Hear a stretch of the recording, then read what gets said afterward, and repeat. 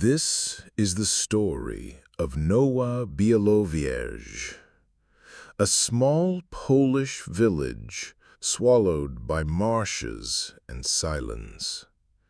Between 1891 and 1955, it became the stage for one of the strangest and most terrifying chronicles ever preserved in local archives.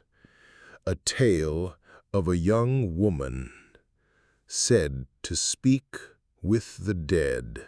The village of Nová Białkowęża, not to be confused with the larger forest region bearing the same name, lay on the eastern fringes of the Russian Empire, within present-day Podlaskia. In 1891, its population numbered scarcely 340 souls, mostly peasants under leasehold to the Radziwiłł family. The economy was subsistence, rye, potatoes, and flax. Winters were long, wet, and brutal. Summers short and humid, with thick fogs rising from the Narew marshes. The houses, timber, low, with reed thatch, leaned as if slowly sinking into the black peat. Travelers described the village as a place where air and soil were equally heavy, and silence hung with the smell of damp wood and earth.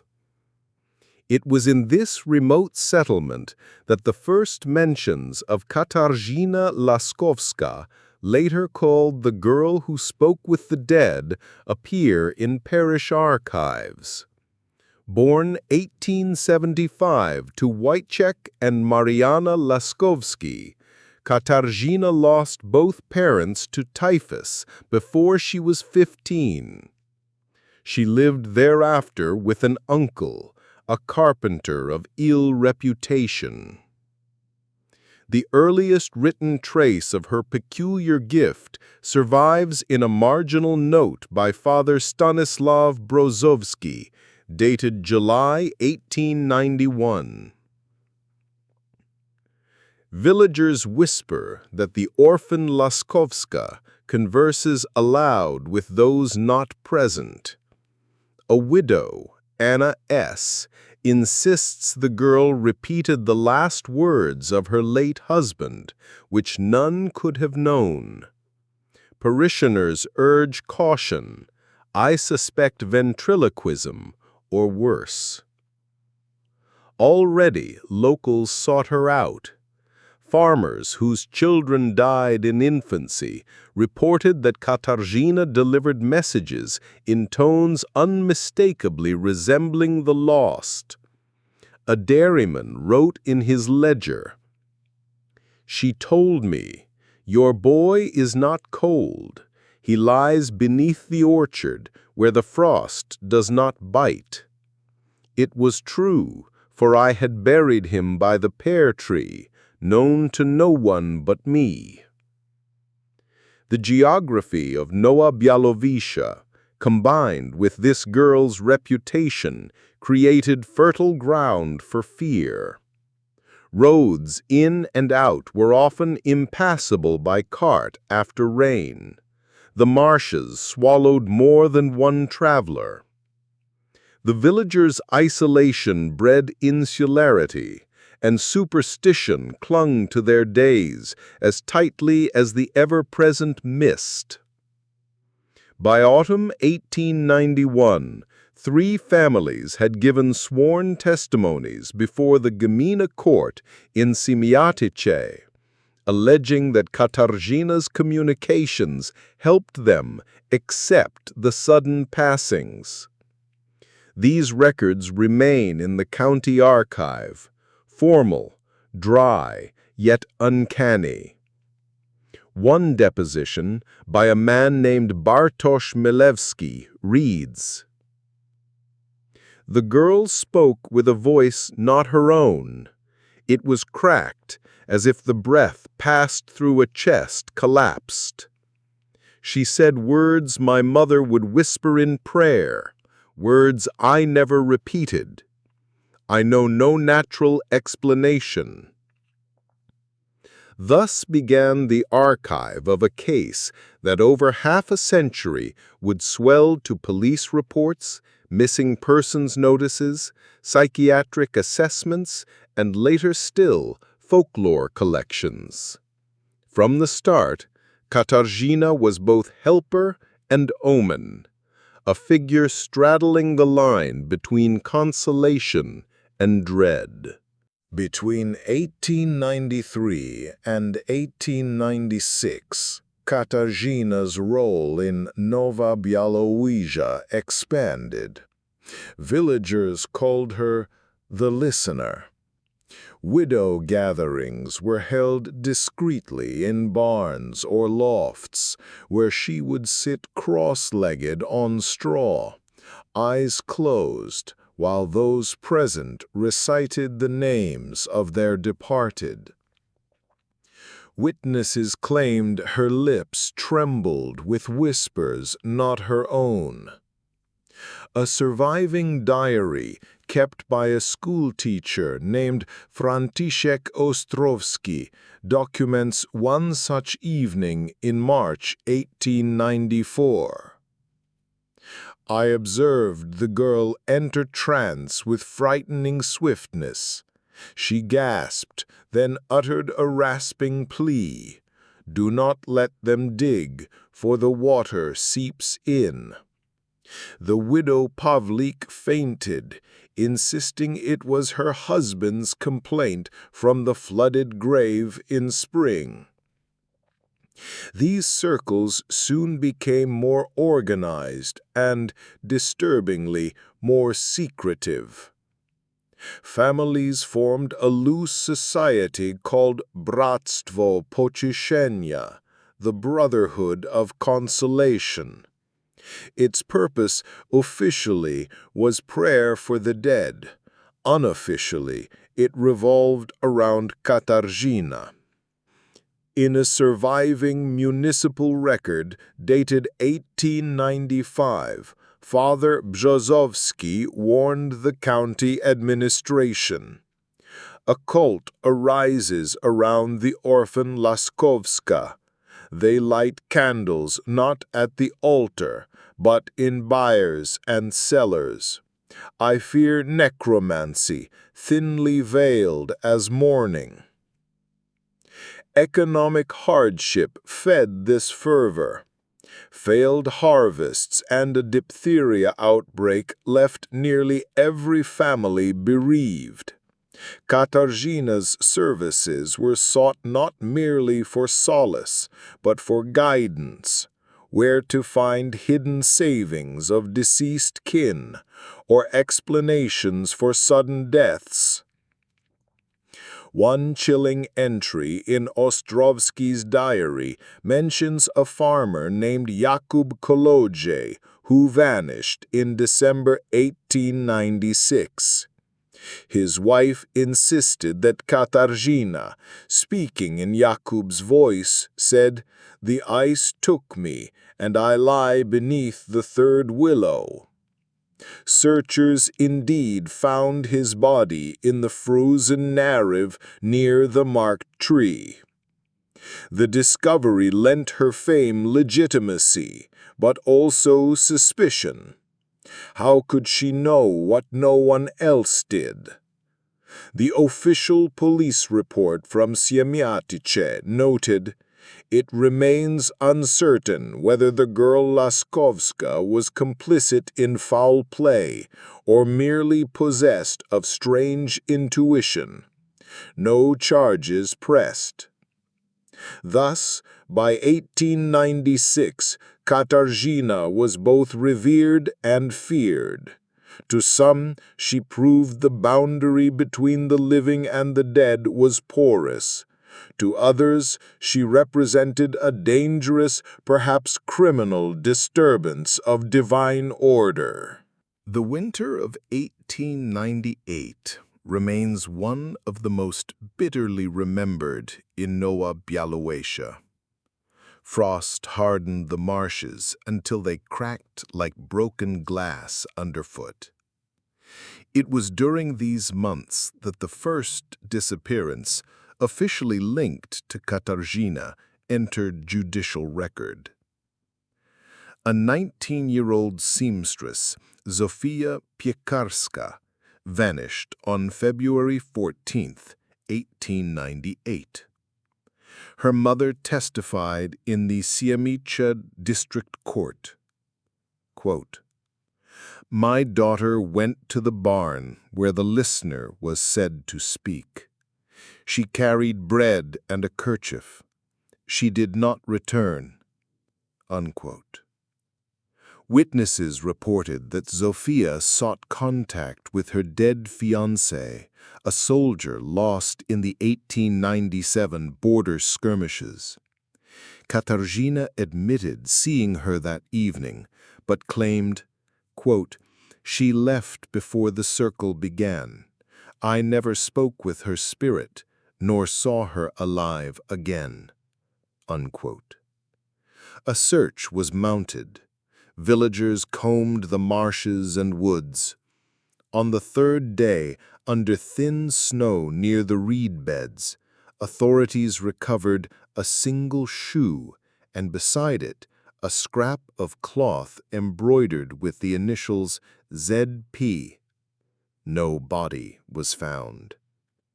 The official constable's report, preserved in the Białystok Regional Archive, noted, quote, "The ground about the shoe was disturbed, showing signs of dragging, but no blood. A narrow track as though of bare feet led into the water." Unquote. Forensic science in 1898 was rudimentary, but the impression of bare human feet in deep frost caused quiet alarm. The tracks ended abruptly on the ice. Within weeks, the Brotherhood of Consolation grew agitated. Some whispered Zofia had been taken because she asked questions not meant to be answered. A diary fragment from teacher Ostrowski records a conversation. Quote, "They say the girl Laskowska warned her, 'Do not call him, for he is not alone.' Yet Zofia persisted. Now she is gone." Unquote. Kataryna herself withdrew from public view for months. Parish notes suggest she was barred from Mass, though no excommunication was formalized. Still, families continued to seek her in private. The chilling effect of Zofia's disappearance lingered for years. By 1901, at least 3 more young women were rumored to have vanished after the listeners' sessions, though only one case, Magdalena Gawryluk, aged 22, appears in the official registry. Forensic details in her file repeat the same pattern. A shoe found in marshland, disturbed earth, but no body. By the early 20th century, the Tsarist authorities could no longer ignore Nová Białkowęża. Reports of missing persons, whispered cult activity, and the strange reputation of Kataryna reached Białystok. In April 1902, a special investigator, Captain Dmitry V. Lebedev, was dispatched from the Okhrana. His surviving notes, translated in 1919, form one of the most remarkable documents in the case. Lebedev describes arriving in the village. The houses sag into the bog. The air is foul with peat smoke. The inhabitants are evasive, dull-eyed. They speak of the girl Laskowska, not with fear, but with dependence, as if she were their last medicine. He interviewed Kataryna in May 1902. She was then 27, pale, her black hair streaked prematurely gray. Lebedev's notes: "Her manner is calm, yet her eyes seem always fixed beyond the present. When asked if she converses with spirits, she answered, 'It is not conversation. They come whether I will it or not. I am only the mouth.'" Captain Lebedev pressed her about the disappearances. Kataryna insisted she had never harmed anyone, yet she added chillingly, "When they call too strongly, I cannot keep them. Some are drawn into the place where the voices dwell. I hear them leave." By 1905, Lebedev filed a 47-page dossier recommending closer surveillance of the Brotherhood of Consolation. He identified at least 9 households conducting unauthorized nocturnal gatherings involving candle rituals and whispered recitations over bowls of water. One confiscated notebook, written by Brotherhood founder Jan Pavlik, contained the following line: "She opens the threshold. We must guard it, lest the restless drag others through." Despite Lebedev's insistence, the Russo-Japanese War and growing unrest in Poland diverted official resources. The Brotherhood was never formally dissolved. Kataryna remained in Nová Białkowęża, her reputation darkening but unbroken. Folklorist accounts written decades later suggest that during these years, the phrase "to walk barefoot into the marsh" became a village euphemism for suicide or abduction by the dead. The outbreak of the Great War transformed Nová Białkowęża into a village at the edge of multiple front lines. German and Russian troops moved back and forth through the Podlaski marshes. Supplies were scarce, and soldiers requisitioned food, leaving villagers near starvation. Records show that Kataryna became more sought after during this period. Families begged her to hear whether conscripted sons still lived. A fragment of a letter from March 1915, preserved in the Siemetics archive, reads, "We gathered in the Laskowski loft. She sat on the ground and whispered with the voice of my Andrei, who was in Galicia. He said, 'The ground shakes, and we are many who lie without crosses.' Weeks later, I received official notice of his death near Przemyśl. The words matched. German officers occupying the area in 1916 filed brief reports on suspicious nocturnal assemblies. One Feldgendarmerie logbook describes a raid. We found 11 peasants with candles about a woman speaking in Polish. She did not resist. The peasants insisted she was their prophetess. We dispersed them. No arrests followed, likely due to the chaos of war. Yet disappearances continued. In 1917, 2 boys, brothers aged 10 and 12, vanished while running errands. Witnesses claimed they had been last seen near the Laskowski home. Their mother swore under oath. She told me, "They follow the voices now. You must not search, for they are taken where the ground opens." When the war ended and Poland regained independence in 1918, Nová Białkowęża was a diminished settlement. Barely 280 souls remained. The marshland had swallowed more than just soldiers and villagers.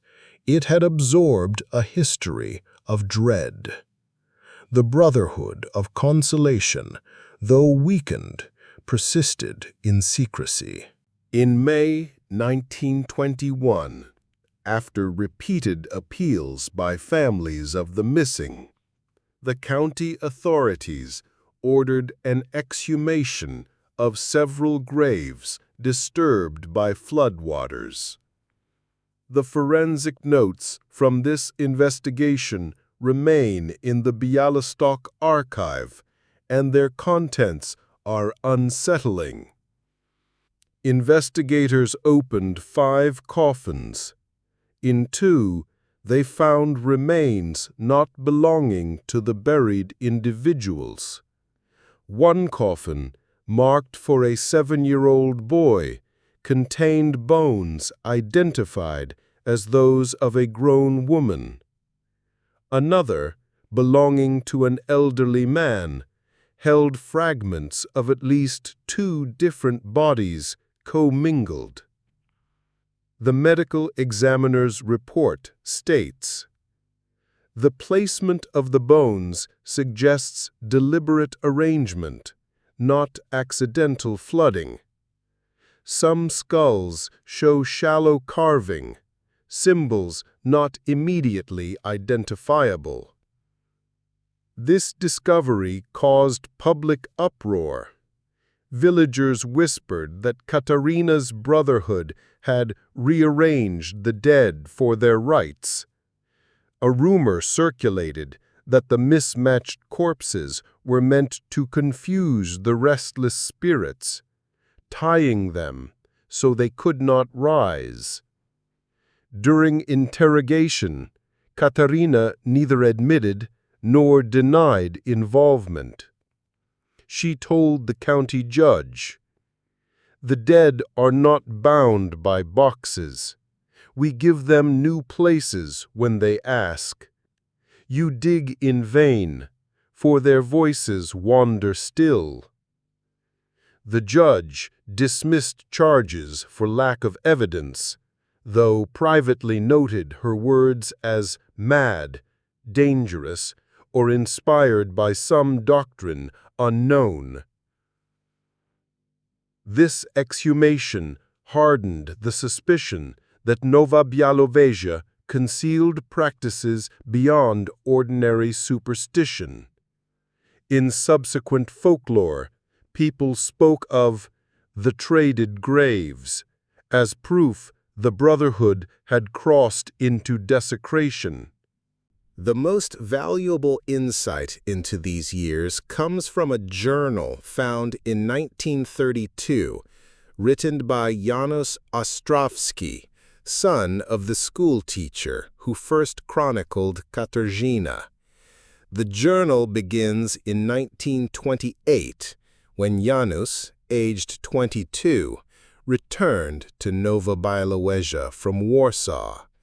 He wrote in September 1928, "The Brotherhood endures, though older now. They gather still with Kataryna in their center. She is gaunt, hair white as flax. When she speaks, her jaw trembles as if another voice rattles her bones." One entry describes a chilling observation. "Tonight I crept near their circle. I heard no prayers, only groans, like the sick in a fever ward. Then she cried, 'Not all belong in the earth, some dwell beneath the water.' At that, several villagers fell to their knees, weeping." Janusz noted strange sounds emanating from the marsh, irregular splashes though no boat was seen, and faint calls like children shouting but distant. In December 1928, he wrote of finding small bundles wrapped in cloth at the marsh's edge.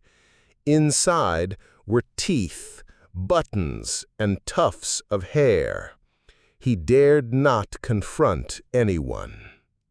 The journal breaks off abruptly in March 1929. A single unfinished line reads, "If they learn I write this, I too may walk barefoot into the marsh." Janusz disappeared shortly thereafter. His journal was found years later, hidden in a wall cavity during a renovation of the Ostrovsky home. His body was never recovered. The final documented investigation into Nová Białkowęża occurred in 1934, when police, acting on anonymous tips, searched Laskowski property. The search uncovered what the press later sensationalized as the Chamber of Bones.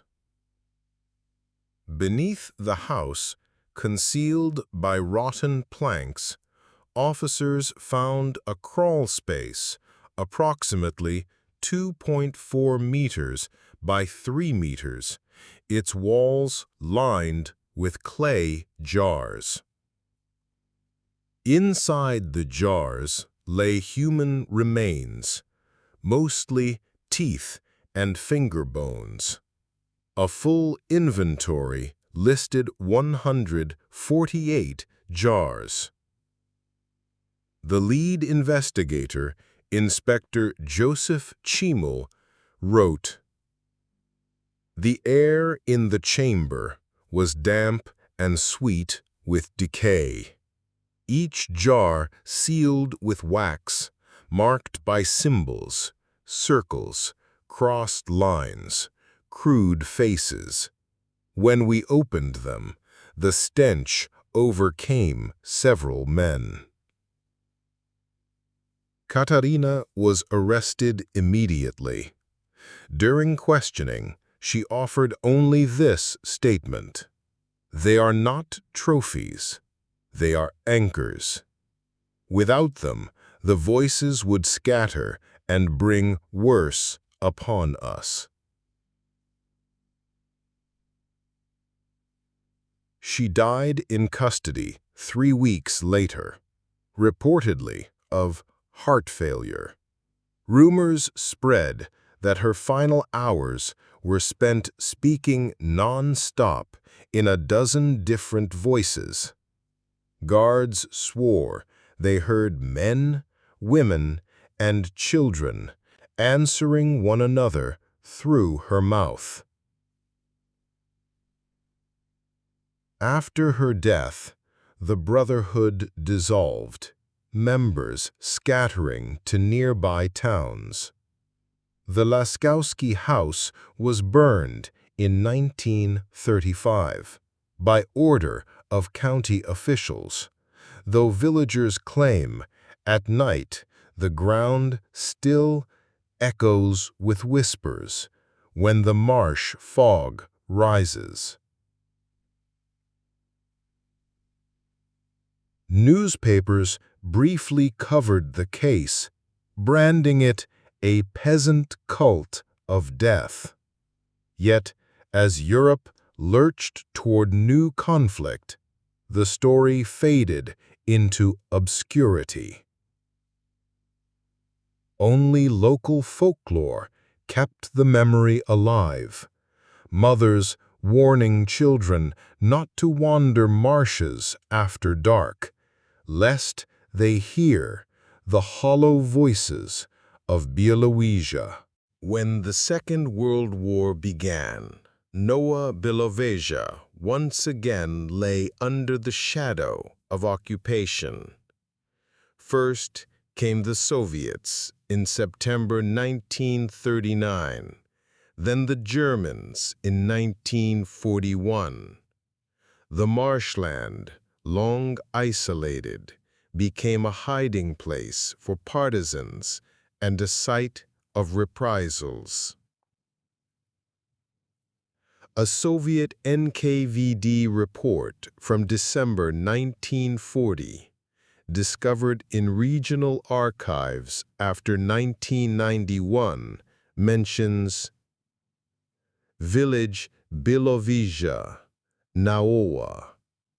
Locals report a cult associated with death rites, remnants of former sect, Brotherhood of Consolation. Population uncooperative. Suggest deportation of suspicious elements. Several families indeed vanished in early 1941, deported eastward. Yet the sect did not vanish entirely. German field notes from 1943 record strange gatherings near the marshes.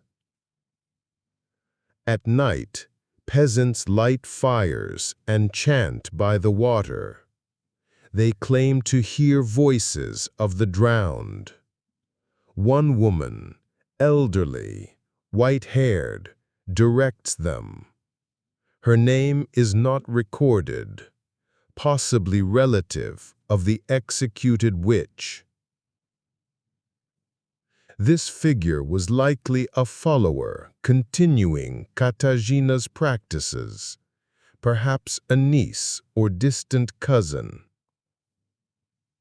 Survivors later told ethnographers that during air raids, villagers begged her to ask the dead if the bombs would fall here. In 1944, Germans torched part of the village.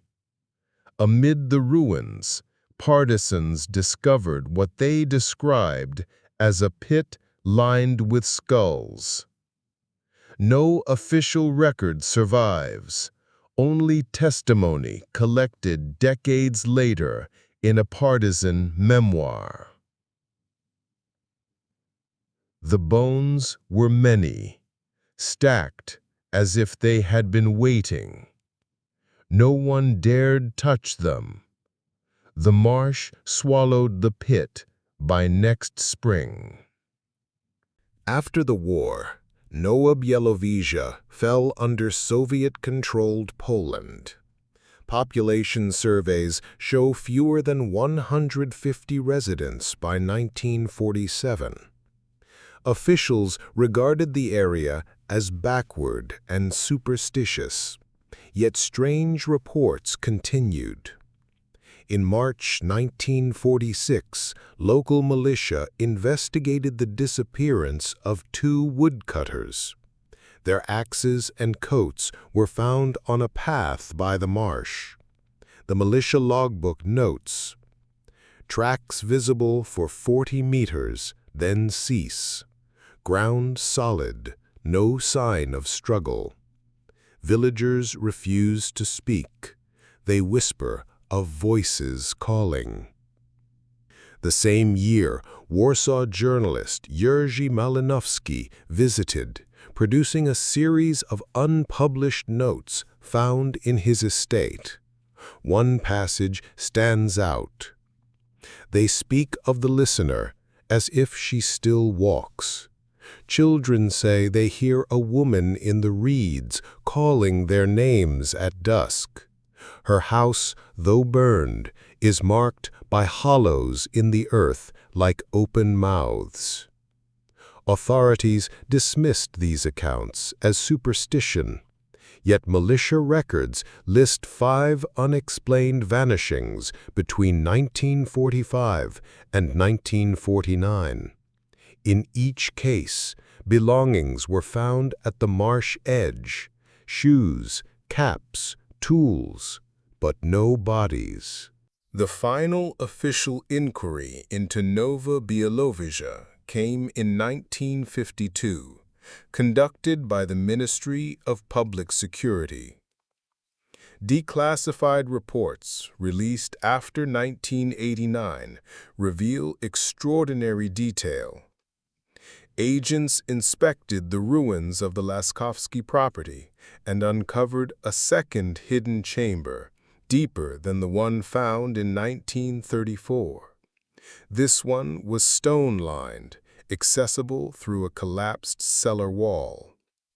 Inside, they discovered a rusted chains fixed into the masonry, a wooden chair with leather straps, dozens of wax-sealed jars similar to those catalogued earlier, though most shattered by moisture. The surviving jars contained not only bones, but also scraps of paper, each bearing names and dates written in old ink. Some dates corresponded to villagers long dead, others matched the years of the more recent disappearances. One agent's memo reads, "The air was suffocating, saturated with rot. Opening the jars released a sound like sighing, though perhaps the echo of our own breath. Still, several men refused to continue. The ministry concluded that the Brotherhood of Consolation had practiced illegal ritual imprisonment of citizens. Files labeled it criminal superstition and recommended suppression of all mention. Witnesses in the village described the night of the excavation differently. A farmer swore under interrogation, "When they broke the last jar, the reeds outside began to shake, though the wind was still. We heard voices, low, many, as if a crowd pressed at the door. Then silence." Shortly afterward, the chamber was sealed with concrete. The site was declared unsafe and abandoned. By the mid-1950s, Nová Białkowęża was nearly empty. Younger generations left for towns. The marsh reclaimed abandoned cottages. Maps of the era list the settlement as partially depopulated. Yet the legend endured. Folklorists in the 1960s recorded fragments of village songs. "Do not go barefoot to the reeds. The listener waits. She calls your name. The jars are broken. The mouths are open. The marsh will drink again." Elders told of hearing a woman's voice in the fog, repeating the names of the lost. Children were warned never to linger by the water after sundown. Modern researchers visiting the site in the 1990s noted foundations of several houses, collapsed wells, and the overgrown cellar where the chamber once lay.